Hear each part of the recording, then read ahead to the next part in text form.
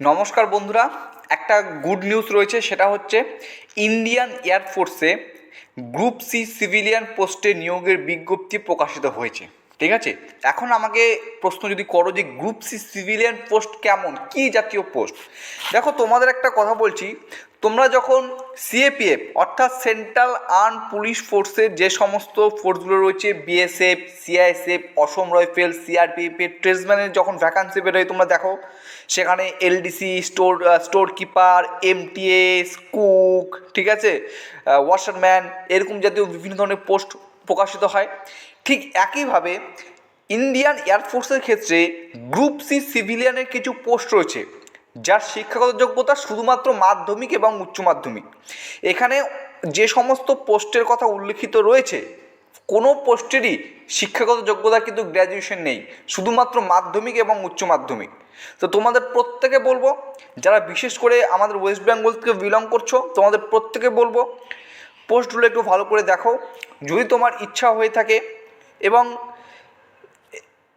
শিক্ষাগত যোগ্যতাটা ভালো করে লক্ষ্য করবে। ঠিক আছে, বয়সটা লক্ষ্য করবে, সমস্ত কিছু এই ভিডিওতে বলবো। আমি তোমাদের বলবো অবশ্যই তুমি এখানে আবেদন করবে, এবং এই যে আবেদনটা করবে এটা কিন্তু অনলাইনে নয়, সম্পূর্ণ অফলাইনের মাধ্যমে তোমাদের কিন্তু এখানে আবেদন করতে হবে। ইন ডিটেলসে তোমাদের এক্ষেত্রে সব কিছু আমি বলছি। আমি রিকোয়েস্ট করবো ভিডিওটা শেষ পর্যন্ত দেখার। দেখো, এখানে ইউনিট অনুসারে তোমাদের কিন্তু এখানে ভ্যাকান্সি প্রকাশিত হয়েছে। যেমন এখানে ইস্টার্ন এয়ার কমান্ডের কিছু শূন্যপদ রয়েছে, ওয়েস্টার্ন এয়ার কমান্ডের শূন্যপদ রয়েছে, এবং এয়ারফোর্স সেন্ট্রাল অ্যাকাউন্টস অফিস এর কিছু শূন্যপদ রয়েছে। ইস্টার্ন এয়ার কমান্ডের যে পোস্টাল অ্যাড্রেস সেটা হচ্ছে air officer commanding air force station অর্জন সিং, পানাগড়, ওয়েস্ট বেঙ্গল, দেখতে পাচ্ছ। তো এখানে সবথেকে বেশি শূন্যপদ রয়েছে, টোটাল নাম্বার অফ শূন্যপদ দেখতে পাচ্ছ 148টি শূন্যপদ রয়েছে। তোমরা একটু ভালো করে পোস্টগুলো দেখো। লোয়ার ডিভিশন ক্লার্ক রয়েছে 10টি শূন্যপদ, হিন্দি টাইপিস্টে 1টি শূন্যপদ, কুকে রয়েছে 12টি শূন্যপদ, স্টোর কিপারে রয়েছে 16টি শূন্যপদ, কার্পেন্টারে রয়েছে 3টি শূন্যপদ, পেইন্টারে রয়েছে 3টি শূন্যপদ, এমটিএস মাল্টিটাস্কিং স্টাফে রয়েছে 53টি শূন্যপদ, মেস স্টাফে রয়েছে 60টি শূন্যপদ, লন্ড্রিম্যানে 3টি শূন্যপদ, হাউসকিপিং স্টাফে 31টি শূন্যপদ, ভলক্যানিজারে 1টি শূন্যপদ, civilian mechanical transport driver ordinary গ্রেডে 8টি শূন্যপদ, টোটাল রয়েছে 148টি শূন্যপদ। ইউআরদের জন্য শূন্যপদ রয়েছে 75টি, ওবিসিদের জন্য 29টি, এসসিদের জন্য 26টি, এসটিদের জন্য 60টি, এবং ইডাব্লিউএসের জন্য এখানে শূন্যপদ রয়েছে 11টি। ঠিক আছে, এখন তোমাদের আমি বলবো যে কোন পোস্টের জন্য তোমাদের কীরূপ শিক্ষাগত যোগ্যতার দরকার হয়। তার আগে আমি তোমাদের এখানে একটা জিনিস বলে রাখছি, যে এখানে তোমাদের বয়স কেমন লাগছে। ঠিক আছে, তো এজের কথাটা তুমি যদি একটু ভালো করে খেয়াল করো, আমি তোমাকে এখানে ভালো করে দেখাচ্ছি। এজ লিমিট দেখে দেখো, 18 থেকে 25 বছরের মধ্যে হয়ে থাকলে, আমি আবার রিপিট করছি, 18 থেকে 25 বছরের মধ্যে হয়ে থাকলে তুমি এখানে অবশ্যই আবেদন করতে পারবে।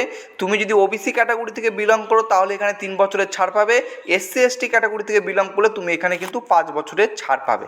ক্লিয়ার? আমি আশা করছি তোমাদের এই ব্যাপারটা সম্পূর্ণ ক্লিয়ার বুঝতে পারলাম। এবার দেখবো আমরা হচ্ছে এডুকেশন কোয়ালিফিকেশান। ঠিক আছে, একটু ভালো করে লক্ষ্য করব। প্রথম হচ্ছে লোয়ার ডিভিশন ক্লার্ক বা এলডিসি। তুমি যদি উচ্চ মাধ্যমিক যোগ্যতা সম্পন্ন হয়ে থাকো তুমি তাহলে এখানে অবশ্যই আবেদন করতে পারবে। এক্ষেত্রে কী লাগবে? টাইপিং স্পিড লাগবে। দেখো, ইংলিশে যদি টাইপিং করো তাহলে 35 ওয়ার্ড পার মিনিট, অথবা হিন্দিতে যদি টাইপিং করো কম্পিউটারে তাহলে 30টা শব্দ ওয়ার্ড পার মিনিট তোমাকে টাইপিং করতে হবে। এই হচ্ছে এলডিসি। এলডিসিতেও শূন্যপদ মোটামুটি রয়েছে, খারাপ শূন্যপদ নেই। যদি মনে হয় এলডিসিতে আবেদন করবো, তুমি অবশ্যই এখানে আবেদন করতে পারবে। হিন্দি টাইপিস্টের ক্ষেত্রে উচ্চ মাধ্যমিক যোগ্যতা সম্পন্ন, এবং এখানেও ঠিক একইভাবে তোমার টাইপিং টেস্ট কিন্তু দরকার রয়েছে। ওকে, তো আশা করছি এতটুকু তোমাদের ক্লিয়ার করতে পারলাম। চলো এখন আমরা বাকিগুলো দেখে নেব। ঠিক আছে, চলো আমাদের বাকি যে সমস্ত এই 3 নাম্বার 3 নাম্বার যেটা রয়েছে সেটা হচ্ছে store keeper.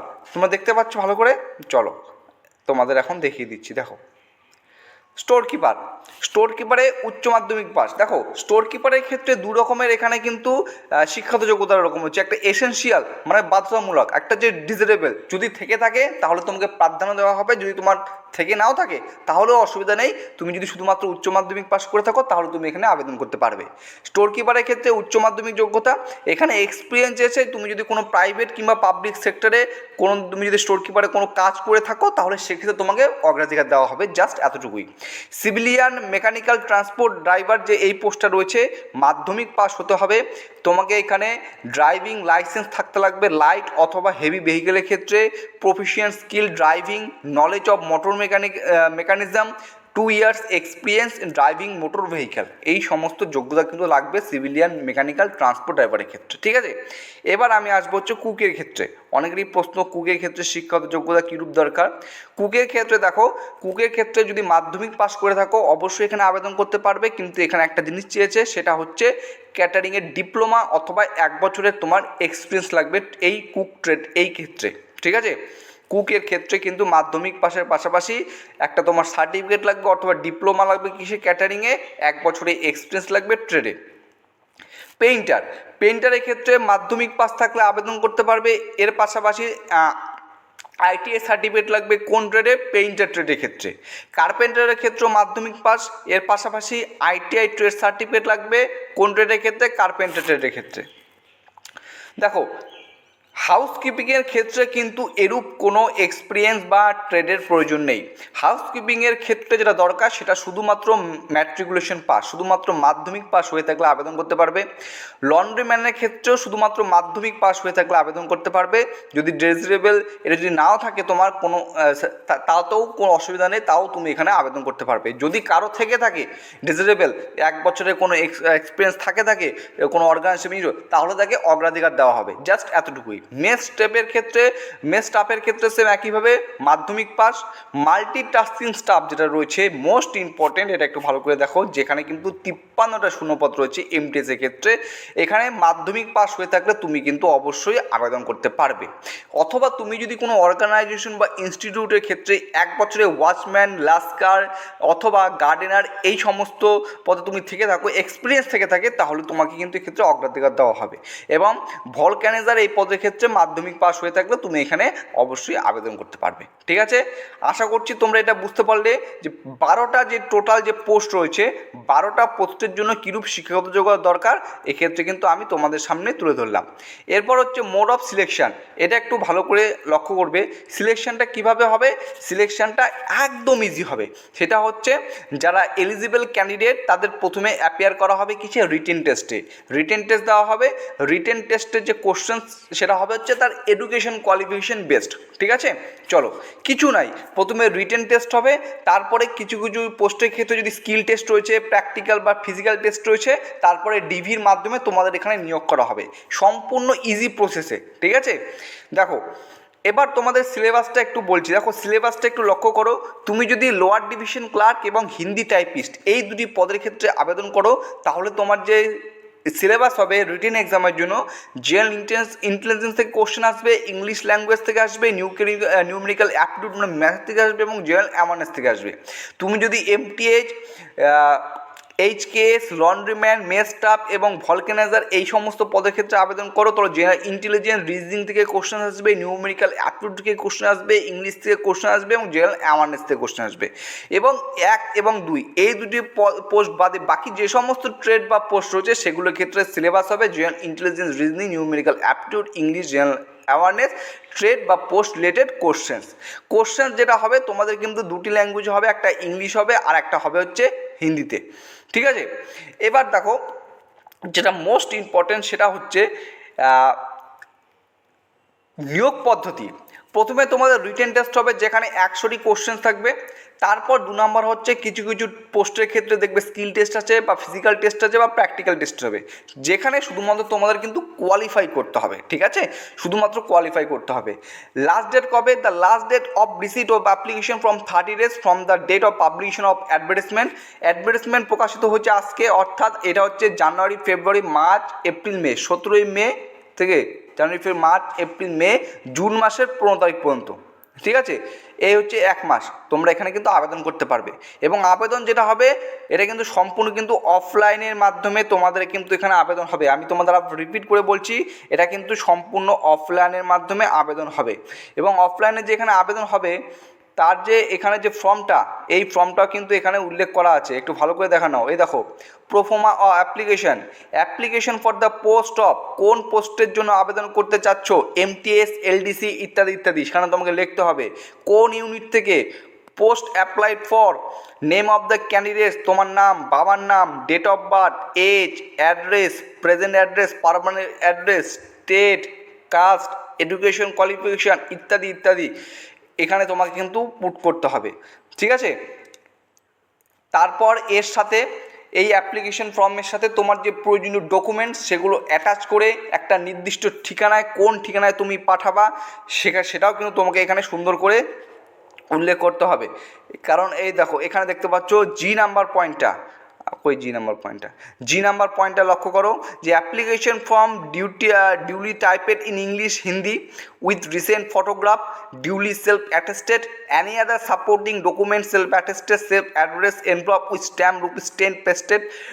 Address should be typed in English or Hindi. Separate application for each post should be forwarded. Applicants to mention clearly to the envelope application for the post of and category dash, পাশাপাশি 2 passport size photograph same as affixed of the on the application form, ঠিক আছে। তো এভাবে তোমাকে কিন্তু পাঠাতে হবে। যদি এইটা ফর্ম ফিল আপ কীভাবে করে এই সংক্রান্ত আমাকে যদি বলো একটা ভিডিও করে দাও, আমি চেষ্টা করব তোমাদের একটা ভিডিও করে দিতে। কিন্তু তোমাদের আমি একটাই কথা আমি আবার রিপিট করে বলবো, যে তোমরা অবশ্যই যারা ওয়েস্ট বেঙ্গল থেকে বিলং করছো অবশ্যই তোমরা এখানে আবেদন করো, ঠিক আছে। অবশ্যই তোমরা আবেদন করো। তোমরা যখন এমটিএস, সিজিএল, সিএইচএসএল ক্ষেত্রে যেমন আবেদন করো, ঠিক আছে, সেন্ট্রাল গভর্নমেন্টের চাকরি, ঠিক একইভাবে তোমরা এখানে group C civilian post Indian এয়ারফোর্সের ক্ষেত্রেও তোমরা আবেদন করতে পারো। খুবই ভালো পোস্ট রয়েছে, দেখে মনে হচ্ছে ভ্যাকান্সিতে খুব কম, অনেকে বলবে যে ভ্যাকান্সিতেও খুব কম, দেখো এর জন্যই তোমাকে বলছি এখানে আবেদন করতে, এর জন্যই তোমাকে বলা হচ্ছে এখানে আবেদন করতে। যেখানে ভ্যাকান্সি বেশি হয়ে থাকে সেখানে কিন্তু প্রার্থীর সংখ্যা অনেক অ্যাপ্লাই করে থাকে, কিন্তু এখানে ভ্যাকান্সির সংখ্যা কম, মনে হবে এখানে আমাদের ফাইট বেশি হবে। কিন্তু তোমাদের একটা কথা বলছি, এই সমস্ত পদের ক্ষেত্রে কিন্তু সহজে কিন্তু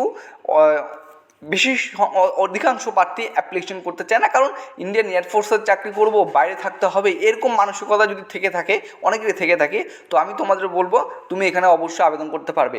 তুমি যদি এসএসসি জিডির জন্য আবেদন করতে পারো, সিএইচএসএল, সিজিএল, এমটিএসের জন্য আবেদন করতে পারবো, সেন্ট্রাল গভর্নমেন্টের চাকরি, রেলওয়ের চাকরির জন্য তোমার মানসিকতা যদি সেভাবে থেকে থাকে, তো আমি তোমাদের বলবো এই গ্রুপ সি সিভিলিয়ান পোস্টে তুমি এখানে আবেদন করতে পারো। এখানে তোমাকে কিন্তু ইন্ডিয়ান এয়ারফোর্সের তরফ থেকে তোমাকে যুদ্ধ বিমান চালাতে বলবে না বা ট্রেনিং শেখাতে বলবে না। এটা হচ্ছে গ্রুপ সির বিভিন্ন পোস্ট, বিভিন্ন এয়ারফোর্স কমান্ডিংয়ে যে সমস্ত যে সিভিলিয়ান পোস্ট থাকে, ঠিক আছে, তোমরা জানো যে সিএপিএফের ক্ষেত্রে, বিএসএফের ক্ষেত্রেও কিছু কিছু ট্রেডসম্যান পদে থাকে, ঠিক একইভাবে ইন্ডিয়ান এয়ারফোর্সের ক্ষেত্রেও কিন্তু কিছু সিভিলিয়ান পোস্ট রয়েছে, যেমন cook, LDC, Hindi typist, store keeper, painter, MTS, mess staff ইত্যাদি ইত্যাদি। তো এখানে অবশ্যই তুমি আবেদন করতে পারো। এতটুকু ছিল আজকে আমার ভিডিও। যদি ভিডিওটি ভালো লেগে থাকে অবশ্যই লাইক করবে, নতুন হয়ে থাকলে চ্যানেলটিকে সাবস্ক্রাইব করে অবশ্যই পাশে থাকার চেষ্টা করবে, এবং যদি কোনো প্রশ্ন থেকে থাকে তোমাদের অবশ্যই আমাকে বলবে, আমি তোমাকে রিপ্লাই দেওয়ার চেষ্টা করবো কমেন্ট বক্সে, ঠিক আছে। এবং তোমাদের প্রত্যেকে বলছি তোমরা প্রত্যেকে কিন্তু আমার টেলিগ্রাম চ্যানেলে জয়েন হয়ে যাবে। চলো ভিডিওটি শেষ করছি। জয় হিন্দ, জয় ভারত।